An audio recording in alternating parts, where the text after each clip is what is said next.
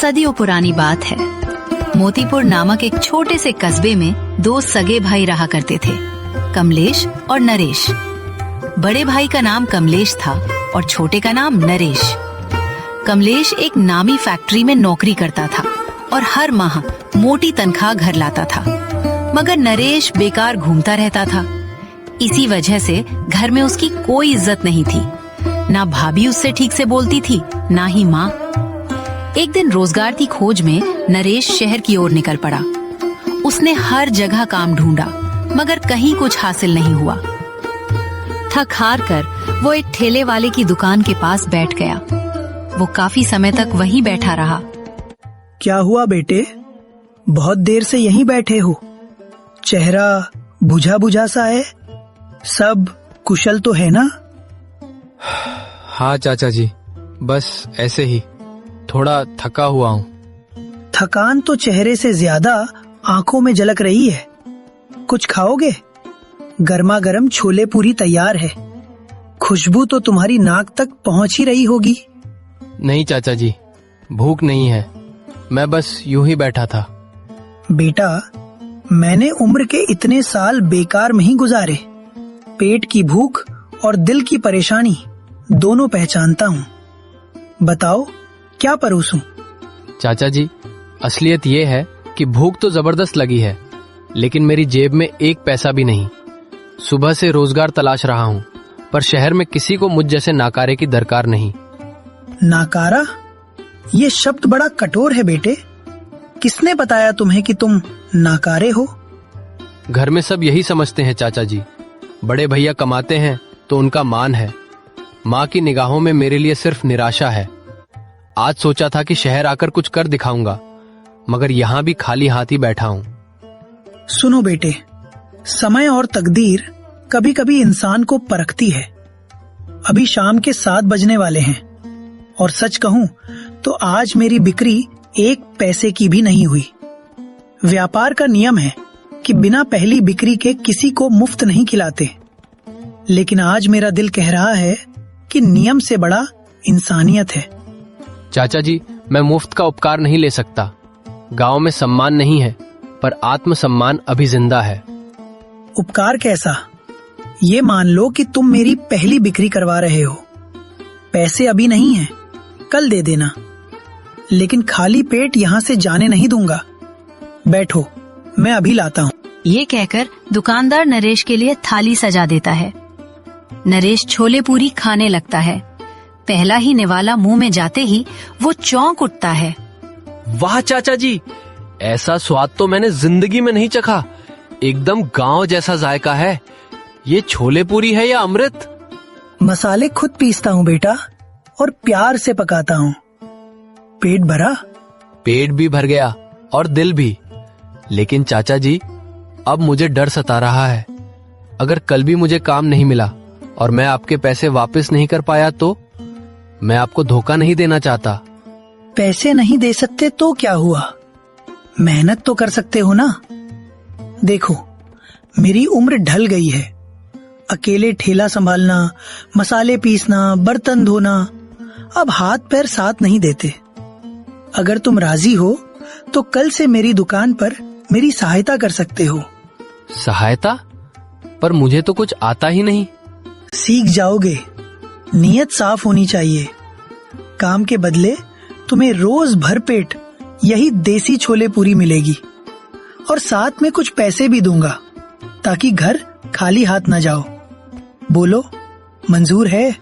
चाचा जी, आपने तो डूबते को तिनके का सहारा दे दिया। जहां पूरी दुनिया ने दरवाजे बंद कर दिए, आपने दिल खोल दिया।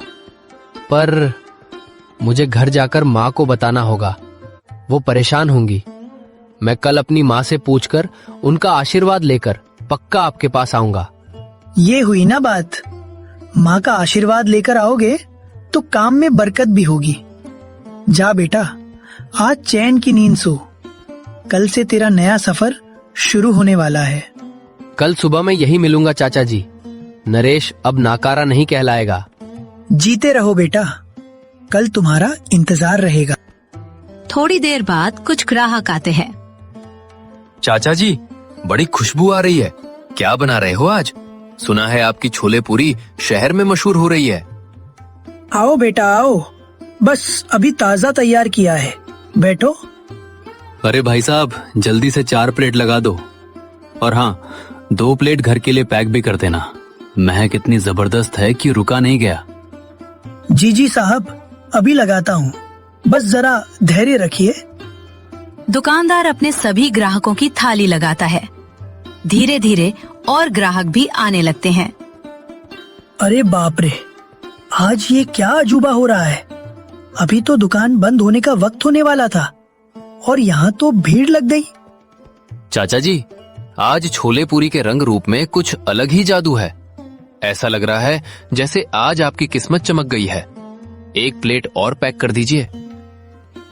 किस्मत ही कहो बेटा, आज दिन भर खाली बैठा था, एक भी ग्राहक नहीं आया था। लेकिन अभी थोड़ी देर पहले एक भूखा लड़का आया था, उसे अपने हाथों से खिलाया और बस उसके जाते ही जैसे बरकत बरस पड़ी। ऐसे ही ग्राहक आते गए और दुकानदार की सारी छोले पूरी बिक गई। वो लड़का नरेश, सच में उसके हाथ बड़े शुभ हैं। मेरी पहली बिक्री उसने करवाई और अब दुकान में पैर रखने की जगह नहीं है। लोग कह रहे हैं स्वाद बदल गया है, पर मसाले तो वही हैं। शायद ये उस लड़के की दुआओं का असर है। चाचा जी जल्दी कीजिए, ये लीजिए 500 का नोट, 3 पार्सल और कर दीजिए। पैसे रख लीजिए, छुट्टा फिर कभी दे दीजिएगा। नहीं नहीं साहब, मुझे माफ करें, आज सारी की सारी छोले पूरी बिक गई। चलो ठीक है चाचा जी, पैसे ले लो, तल पैक करके रख देना। और हाँ, पैसे जो बचेंगे जमा करके रख लेना। मैं जा रहा हूँ, कल आऊंगा। उधर शाम होते होते नरेश घर पहुंच जाता है। माँ, ओ माँ सुनो, आज मैं शहर गया था और मुझे काम मिल गया है। काम मिल गया? शहर की किसी बड़ी फैक्ट्री ने तुझे सुपरवाइजर बना दिया क्या? या कमलेश की तरह कोई बड़ी पोस्ट मिल गई? नहीं माँ, फैक्ट्री तो नहीं, पर एक बहुत भले चाचा जी है। उनका देसी छोले पूरी का ठेला है, बहुत नाम है उनका। मैं कल से वहीं काम सीखूंगा और उनकी मदद करूंगा। सुना माँ, मोतीपुर का लाडला अब शहर की सड़कों पर गंदी थालियां साफ करेगा और ठेला लगाएगा। मेरी इज्जत का तो ख्याल करता। मैं इतनी बड़ी फैक्ट्री में हूँ, लोग पूछेंगे कि छोटा भाई क्या करता है, तो क्या कहूँगा कि वो सड़क पर छोले पूरी बेचता है। चुप कर कमलेश, इसकी इज्जत तो पहले ही धूल में मिली हुई है। शर्म नहीं है आई तुझे ये कहते हुए? एक भाई कोट पैंट पहनकर दफ्तर जाता है और दूसरा भाई सड़क पर ठेले वाले की नौकरी करेगा। माँ, काम तो काम होता है। चाचा जी ने कहा है कि वो मुझे काम सिखाएंगे और पैसे भी देंगे। खाली बैठने से तो अच्छा है ना कि मैं कुछ कमाऊं। मुझे तेरी दलीलों से कोई मतलब नहीं है, लेकिन एक बात कान खोल कर सुन ले। मुझे इस घर को चलाने के लिए पैसा चाहिए। अगर तू उस ठेले पर काम करके मुझे हर महीने अच्छे पैसे लाकर दे सकता है, तभी इस घर में तेरे लिए रोटी बनेगी। माँ, आप ऐसा कैसे कह सकती हो? मैं मेहनत करने को तैयार हूँ, पर अभी तो काम शुरू किया है। अगर कभी पैसे कम मिले या ना मिले तो क्या मैं काम छोड़ दूं? सीधी सी बात है, अगर पैसे ना मिले तो काम छोड़ देना, और अगर काम छोड़ दिया तो ये घर भी छोड़ देना। इस घर में मुफ्त खोरों के लिए कोई जगह नहीं है। या तो पैसा ला या फिर अपना रास्ता नाप। यानी आपको मेरी मेहनत से नहीं, सिर्फ पैसों से मतलब है, चाहे वो खून पसीने की कमाई हो या किसी की गुलामी। इज्जत तो तूने पहले ही गवा दी है, अब कम से कम पैसा तो कमा। कल सुबह निकलने से पहले याद रखना, शाम को खाली हाथ आया तो चौखट के अंदर कदम मत रखना। ये बात सुनकर नरेश को बहुत बुरा लगा और वो बिना खाना खाए ही सो गया। अगली सुबह वो शहर की तरफ निकल पड़ा और थोड़ी देर में शहर पहुंचकर दुकानदार के ठेले पर पहुंच गया। आ गए बेटा, जीते रहो। मैं तो सुबह से तेरी ही राह देख रहा था। चेहरा देखकर लग रहा है रात भर सोया नहीं ठीक से, और कुछ खाया भी नहीं है क्या? नहीं चाचा जी, बस काम की चिंता में जल्दी उठ गया था। बताइए मुझे क्या करना है? देख बेटा, आज मुझे एक बहुत जरूरी काम से निकलना है। तेरी चाची की तबीयत खराब है, उनकी दवा लानी है और कुछ और सामान भी। मैं तुझे आज ये ठेला सौंप कर जा रहा हूँ। पर चाचा जी, मैं अभी तो मैंने काम सीखा भी नहीं। इतने सारे ग्राहकों को मैं अकेले कैसे संभालूंगा? कल तेरी पहली बिक्री ने जो रंग दिखाया है, उसके बाद मुझे तुझ पर खुद से ज्यादा भरोसा है। छोले तैयार हैं और पूरी भी। बस तुझे आंच धीमी रखनी है और प्यार से परोसना है। लेकिन चाचा जी, अगर कोई हिसाब में गलती हो गई तो? सब संभाल लेगा तू। बस मेरी कुछ बातें ध्यान में रख ले। पहली ये कि ग्राहकों से कभी ऊंची आवाज में बात मत करना, चाहे वो कितना भी भड़काएं। झगड़ा फसाद बिल्कुल मत करना। शहर के लोग थोड़े जल्दबाज होते हैं। बस मुस्कुराकर उन्हें शांत कर देना। जी चाचा जी, मैं पूरा ध्यान रखूंगा। और दूसरी सबसे जरूरी बात, काम की भीड़ में खुद को मत भूल जाना। सब कुछ बिकने से पहले तू एक थाली अपने लिए निकाल लेना और तसल्ली से खा लेना। खाली पेट जंग नहीं जीती जाती, समझे? चाचा जी, घर वालों ने तो कहा कि पैसा नहीं तो घर मत आना, और आप कह रहे हैं कि पहले खुद खा लेना। आप सच में बहुत महान हैं। पगले, बातें मत कर।